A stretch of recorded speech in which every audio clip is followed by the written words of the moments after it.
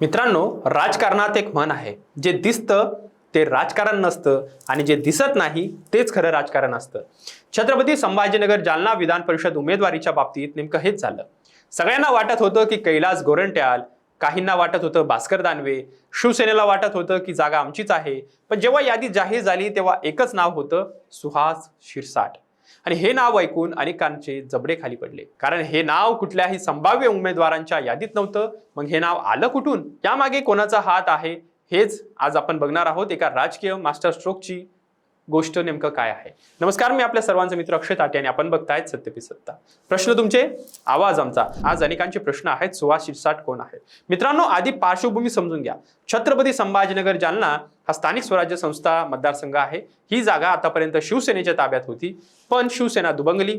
स्थानिक स्वराज्य संस्थांमध्ये भाजपचं संख्याबळ वाढलं आणि हळूहळू या जागेवर भाजपची नजर गेली. आता भाजपमध्ये उमेदवारीसाठी 3 नाव चर्चेत होती. पहिलं नाव होतं कैलास गोरंट्याल, काँग्रेसमधून भाजपमध्ये आलेले जालन्याचे माजी आमदार. जालना महानगरपालिकेत भाजपची 100% सत्ता आणण्यात सिंहाचा वाटा ज्यांचा आहे असे असलेले कैलास गोरंट्याल मुख्यमंत्री फडणवीस यांच्या या कामगिरीवर प्रचंड खुश होते. मागच्या वेळेस संधी हुकली, यावेळी ती मिळणार अशी जवळपास खात्री होती. दुसरं नाव होतं भास्करराव दानवे. महानगर प्रमुख पदी असलेले भास्करराव दानवे यांनीही पक्षाकडे उमेदवारी मागितली होती. त्यांचे नाव चर्चेत आपल्याला बघायला मिळालं. आणि तिसरं दावेदार होता स्वतः शिवसेना शिंदे गट. हो, संजय शिरसाट, संदीपान भुमरे, अर्जुन खोतकर, राजेंद्र जंजाळ यांनी या सगळ्यांनीच ही जागा आपली असल्याचं सांगत दावा केला होता. 3 दिशांनी 3 दावे, 1 जागा आणि उत्तर कोणाला माहीतच नव्हतं. मग उत्तर एका खोलीत बसलेल्या एका माणसाला माहीत होतं. हो, काही दिवसांपूर्वी एक भेट झाली. राजस्थानचे राज्यपाल हरिभाऊ बागडे नाना मुंबईत आले. त्यांनी मुख्यमंत्री देवेंद्र फडणवीस यांची सदिच्छा भेट घेतली. बाहेर कोणाला फारसं महत्त्व वाटलं नाही, पण राजकारणात जेव्हा माजी विधानसभा अध्यक्ष आणि राज्यपाल असलेले हरिभाऊ बागडे थेट मुख्यमंत्र्यांना भेटतात, तेव्हा ती फक्त सदिच्छा भेट नसते. मित्रांनो, या भेटीचं महत्त्व समजायला आधी एक जुनी गोष्ट समजून घ्या. फुलंब्री विधानसभा मतदारसंघ म्हणजे हरिभाऊ बागडे नाना यांचा जीव की प्राण.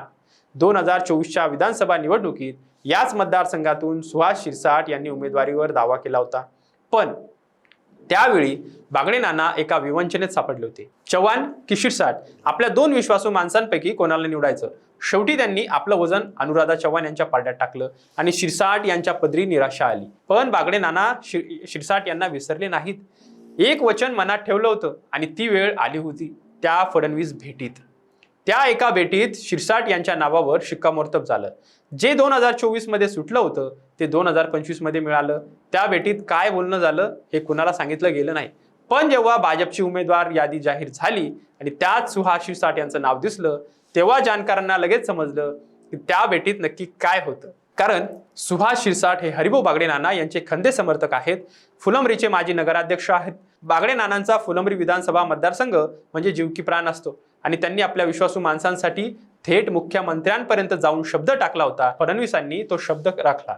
यातूनच एक गोष्ट स्पष्ट होते, राज्यपाल पदावर असले तरी हरिभाऊ बागडे नाना यांची महाराष्ट्राच्या राजकारणातील पकड अजूनही मजबूत आहे आणि विशेषतः फुलंब्री मतदारसंघावर त्यांचं विशेष लक्ष आहे.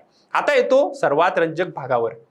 कैलास गोरंट्याल यांची उमेदवारी जवळपास निश्चित मानली जात होती. फडणवीसही खुश होते.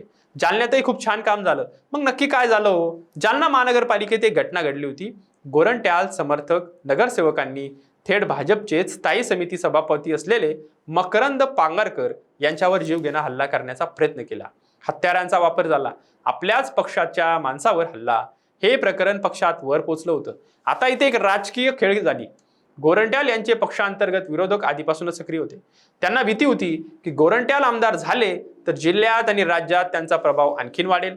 त्यामुळे त्यांनी या घटनेचा पुरेपूर वापर केला आणि गोरंट्याल यांचा करेक्ट कार्यक्रम झाल्याची चर्चा जिल्ह्याच्या राजकारणात उघडपणे आता होऊ लागले. दुसरं नाव असलेलं भास्कर दानवे यांचाही दावा फारसा प्रबळ नव्हता. हे केवळ गोरंट्याल यांना प्रतिस्पर्धी असावे म्हणून उमेदवारी मागत होते असंही बोललं जातं. शेवटी सुहास शिरसाट यांनी बागडे आणि फडणवीस कनेक्शनच्या जोरावर सगळ्यांनाच मागे टाकलं. मित्रांनो, या संपूर्ण प्रकरणाचे राजकीय परिणाम खूप मोठे आहेत. पहिला परिणाम म्हणजे शिवसेनेला मोठा धक्का बसला. संभाजीनगर जिल्ह्यात शिवसेनेचा 1 खासदार आणि 6 आमदार आहेत. एवढी ताकद असतानाही ही जागा ते टिकवू शकले नाहीत. पालकमंत्री संजय शिरसाट, खासदार संदीपान भुमरे, आमदार अर्जुन खोतकर, उपमहापौर राजेंद्र जंजाळ या सगळ्यांचंच नेतृत्व कमकुवत ठरलं. जिल्हा परिषद असेल, महानगरपालिका आणि आता विधान परिषद एका मागून एक शिवसेना इथे पिछाडीवर पडत चालली आहे. दुसरा परिणाम म्हणजे भाजपचं संख्याबळ वाढणार.